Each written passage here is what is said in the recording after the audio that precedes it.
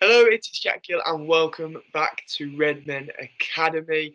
We've had a bit of a weekend off, James. Obviously, it's the bank holiday weekend and the end of April, so me and James have found ourselves with lots of work to do, but we're going to still try and do every day or every other day when we can't do every day. So we're back with part two of best Premier League players at each Premier League club. And the start of part two sees Man City, and I'll kick it off with Kevin De Bruyne. I Yeah, think this is straightforward. I think Kevin De Bruyne is one of the best players in the league. We've seen that Laporte is quite important to them. I think Sane is quite important to them as well, as we've seen this season with him obviously being missed. Um, but I think Kevin De Bruyne is the biggest part of that jigsaw. I think he's a tremendous player, James, and one of the best players that the Premier League has ever had at the minute. yeah. I mean, it's hard because you want to look at him and you can see that pure ability wise, he's miles ahead of almost anyone else in the league. Like pure technically, he's superb, and obviously his assists, 17 this season, the league speak for itself, really, doesn't it? No one's even really coming close. I know Trent's not too far behind, but for a player of De Bruyne's quality, he's absolutely where he should be right now at the very top of football. And obviously, Sane's a very good player too, and he probably will be a very good player in the future. But right now, you got to say it's got to be Kevin De Bruyne.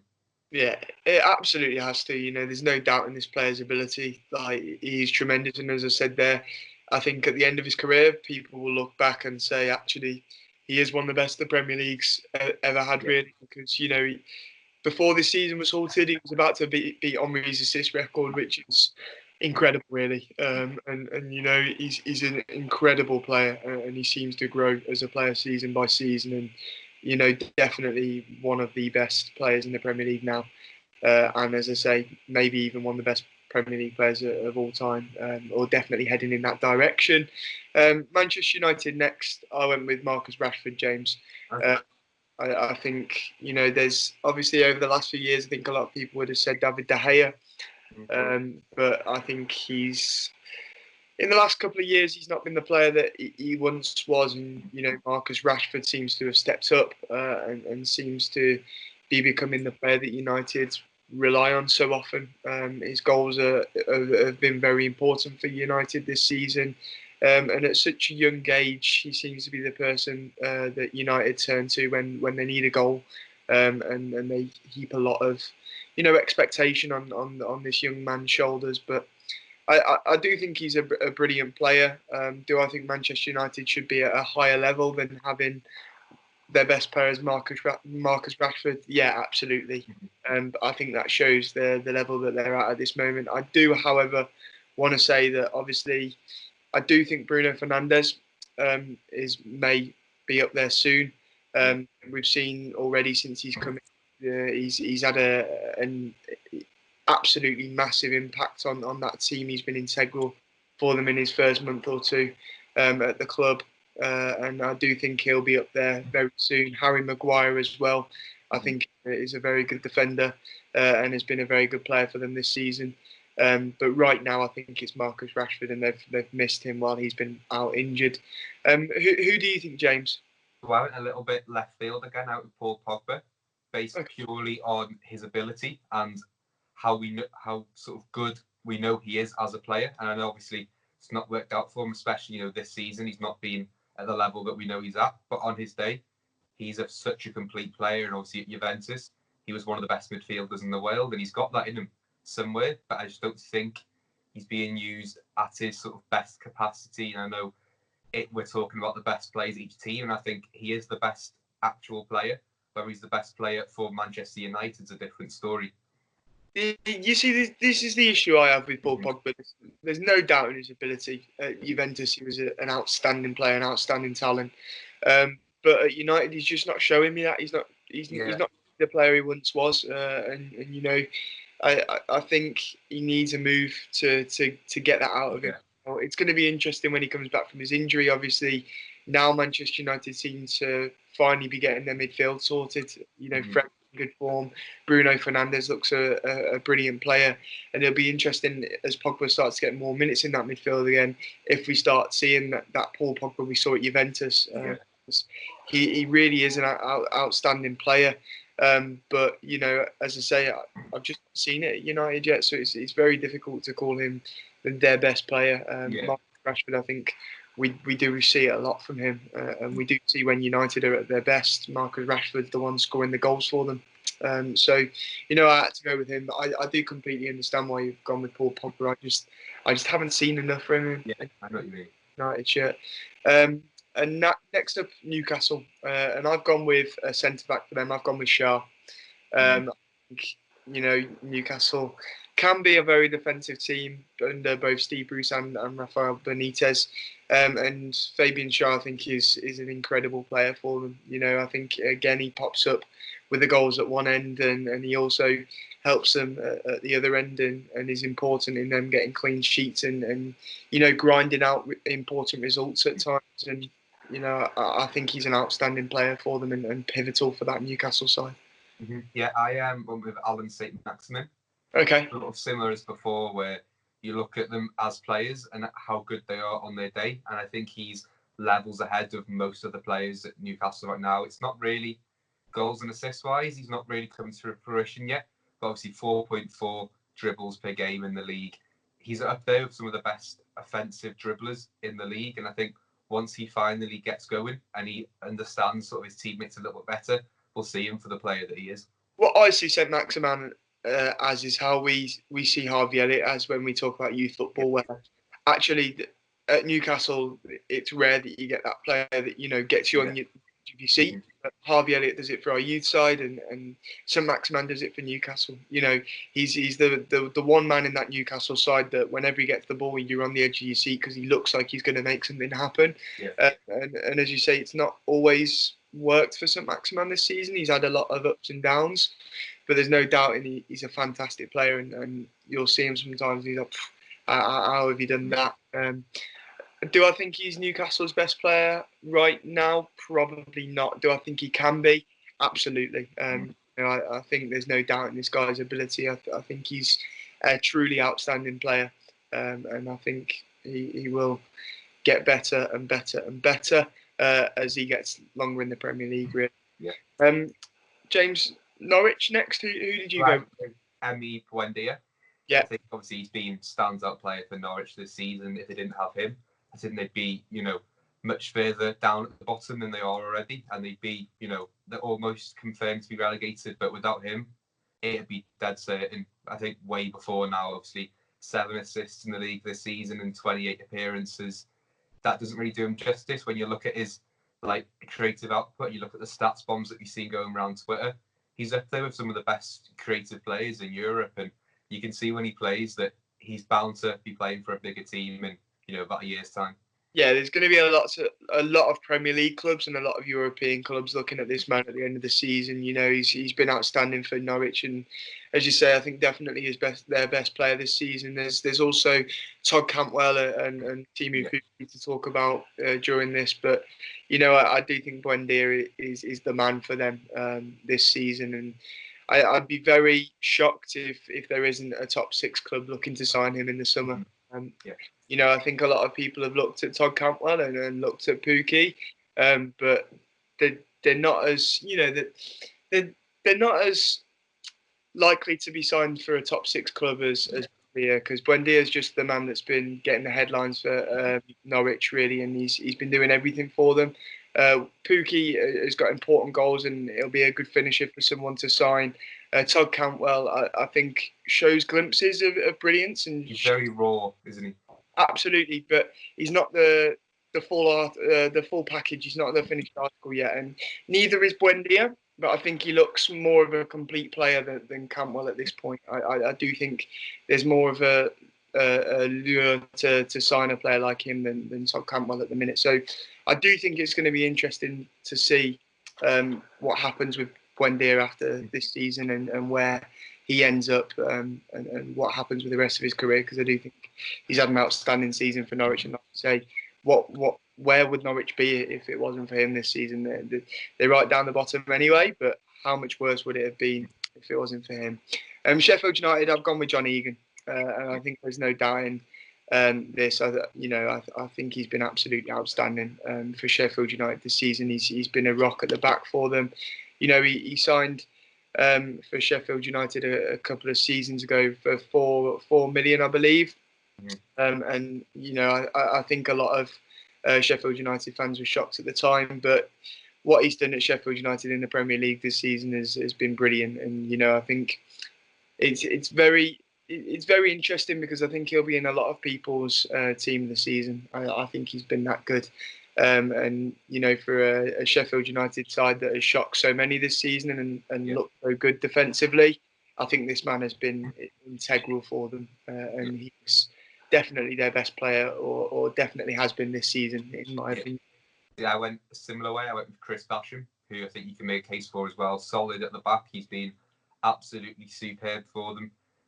Only 4 yellow cards this season too, which for a player like him, who's a no-nonsense defender, he's got that disciplined side to him, and he's rightfully now playing, I think, in the Premier League where he belongs to play, because he is a very complete defender, and him along with Egan are reasons why Sheffield are doing so well in such a short space of time. Yeah, I've got here that Egan even sits above Joe Gomez this season when it comes to blocks, interceptions, tackles won, clearances, aerial battles won, and last man tackles. He's even started more attacks for Sheffield United, and made more forward passes. And it's important to say Gomez has only appeared in obviously 16 games. Egan's appeared in 24. But we're quite a dominant team, so you expect Gomez's stats to be high. But John Egan's has been outstanding. So you have to be impressed with him this season. Yeah, he's definitely up there for me. Southampton, who have you gone with, James? Danny Ings for me. Yeah. Massive fan of the lad. Absolutely everything about him just screams class. And obviously it's a shame it didn't work out at Liverpool. It was always going to be difficult. Not helped by the injuries, of course, but we knew there was a player there. He's gone to Southampton. He's got 15 goals this season. And it's clear to see why we had him in the first place. He's got that form that he was showing when we signed him. And I can't see any sort of slowing down for him because he's just doing what he's good at. For a couple of seasons, James, Southampton have been struggling. Yeah. It's tough to see because obviously they've been so good in the Premier League for so many years, and they've got raided by numerous teams. They've rebuilt themselves. They've took a lot of knocks across the years, but they've got a very good coach in Ralph Hasenhüttl. And the last couple of seasons they've survived by the skin of their teeth. And at the start of the season, it looked like they may be down there again. They may be fighting for survival at the end of the season. But towards that sort of Christmas period, that middle of the season, they really turned it around, and they had Danny Ings firing in the goals. And it was almost as if they started to keep this man fit, and now they're relying on him for the goals. And when he's scoring for them, they're in their best form, and they're at their best level. And I think he's so important for them. I think James Ward-Prowse as well. It has to be up there, but for me it's Danny Ings, purely because, as we say, how important his goals are for them, and he seems to be the only man that can get a good amount of goals for Southampton at the minute, and he's the one they're turning to when they need a goal. So for me it's Danny Ings, and I think it has to be at the moment. As you say, I think he's had one of his best seasons in the Premier League in a long time, if not the best season in the Premier League. You're going back to his Burnley days to get the level that he's at the minute. I think he's been outstanding. Tottenham, I've gone a bit left field here. I think a lot of people would say Harry Kane, but for me it's Heung-min Son. And, I've said this for a couple of years now. I think Harry Kane, there's no doubting how good of a player he is, but I think Heung-min Son is more important to Tottenham. I think he really is a better player all round, and I think he gives Tottenham more as a player. And for me, it has to be him. Yeah, same for me. Bar his first season, where he only really made substitute appearances, he scored 14, 12, and then just 9 this season so far. And he's such a creative player. He's such a good dribbler. He can play anywhere from the false 9 to the left wing, or even just behind the striker too, as like a second forward. He's just such a complete player, and it's someone that I'd love to have in this Liverpool team. And when I saw that Spurs had signed him like 5 years ago, I was absolutely gutted because he was tearing it up in Germany. and you can see why he's stuck around at a high level and why big teams have been looking at him and are still looking at him now. And listen, there's absolutely no doubt in Harry Kane's ability, and I think if he ever is to leave Tottenham, it will be he'll become the most expensive English player of all time, because he's a brilliant player, a brilliant goal scorer. But at times I do wonder whether he restricts Tottenham. I think Heung-min Son has a lot more to his game. And there's no doubt in what Harry Kane does. He's brilliant, and he's very good at that. But Son has lots of different things he can do. He's very diverse. He can play off the left. He can play through the middle. He's a very good player, and very important for Tottenham. And like you say, I think he's the first person that I'd look at that Tottenham's team and say, yeah, I want him at Liverpool. Yeah. For me, it's him. But I know there'll probably be many people, many opposition fans, and many Tottenham fans disagreeing with me right now. But definitely Heung-min Son for me. Watford, I went with Decore. Yeah, I think for me, Decore has a similar role to Ndidi with Leicester, where it's very underrated, his role and what he does in that side. And I think he's an outstanding midfielder, and one that many many of the top six clubs have looked at over the last couple of years. As a player to get from Watford, because he's an outstanding player. But I think we also need to mention Troy Deeney in this. Yeah. For what he does at Watford. Mm-hmm. He also is up there with their best. We start the season when they were really, really struggling and looked like they were going to be dead and buried at the bottom of the table. Yeah. It's because they were missing Troy Deeney, and Troy Deeney's goals, Troy Deeney's leadership. He's important for this side too. But for me, the one player in that Watford team that could end up being world class, or is the best technically, is Decore. Yeah, it's his versatility too. He's played as many games in the middle as he has just behind the striker. And we've seen him against us, both games, especially the first time he played in the season, he was causing us so many problems because he attacks on the front foot every time. And when he's running at your defenders, he immediately puts you under pressure because he's a big lad. He's got a lot of power when he's in a sprint. And you can see why Arsenal have been looking at him for years now, because he is such a complete midfielder. He's one of, the most complete players, I'd say, in the Premier League. And he's playing, maybe not at the level he was expecting this season. He got 4 goals and 2 assists, but you can clearly see his importance to that Watford team, and they're not going to be the same without him, because if it was that easy to replace someone like him, he wouldn't be getting chased by so many top sides. Absolutely. I think he's a fantastic player, and as you say, I think it's only a matter of time before he gets to move to a top 6 club or a big European club. I think he's outstanding. West Ham. I went with Mark Noble, James. I don't know what it is about Mark Noble, but he's hard not to like. I think, and hear me out here, because they have some brilliant players. Sebastian Haller, very good finisher. They have Felipe Anderson, who is an incredible player. Mm-hmm. They have Manuel Lanzini, who I think when he's fit is also a brilliant talent. Yeah. But Mark Noble is just Mr. Consistent in that midfield. He's not the best ability-wise, but what he brings that West Ham team is that desire, that grit, that he's that one player that's consistent, which what West Ham need, and he's the one that they rely on a lot to bring them through when the likes of Felipe Anderson and all their other very good players are out injured or not in form. Mark Noble is the one they always rely on. So for me, it was him. Who did you go with? I went with Sebastian Haller, purely because obviously he had a tough start to the season. I think people were doubting him whether based on money or not, whether he'd struggle without having a more direct strike partner. But he's still got 7 goals in 27 games, which isn't bad for your breakthrough season in the Premier League. I mean, I see what you're saying about Mark Noble. He's a very likable person off the pitch, and he's consistent on it. But pure ability-wise, Haller can go to the very top of the Premier League, and I wouldn't be surprised if West Ham continue to struggle and continue to underperform. He doesn't stay in the Premier League, if they do go down, because he is very good. And last season we all saw next to Jovic how good he can be. I think that's the thing, though. You look at West Ham, and this was one of the hardest ones to do for me Yeah, because same. talk ability, and they have so many players Yeah. that should be at the top of this list, and we should be saying easily. Mhm. But they also have so many players that aren't consistent, or they show it us in glimpses, and we don't see the full package, and Yeah. or is out injured half the time. So Mhm. you know. I just think it was very difficult. And for me, you see one man that is consistent in there, and is consistently good for them, and is the man that they look to all the time, and then that's Mark Noble for me. Moving on, Wolves. Finally, I went with João Moutinho. I think for me, Jimenez, their goal scorer, fantastic, and Adama Traore has been brilliant this season, and something different that they didn't show last season.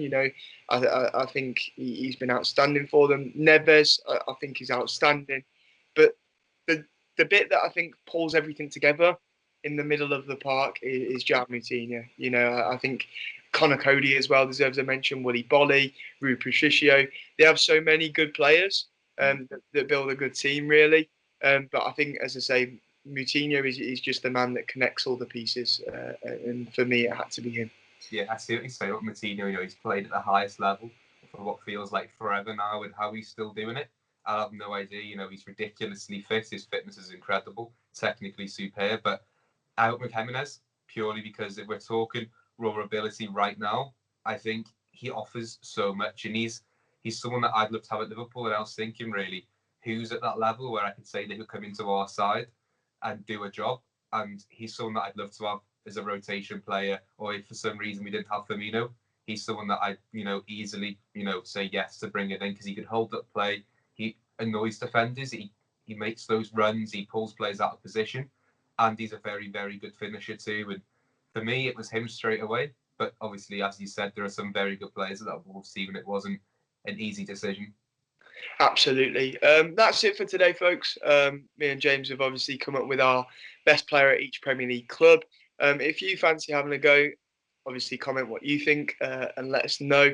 Um, Good job today, James. There was no catastrophic decisions like picking Kante for Chelsea. But yeah, thank you very much, and we'll be back tomorrow with another video. Ta-ra.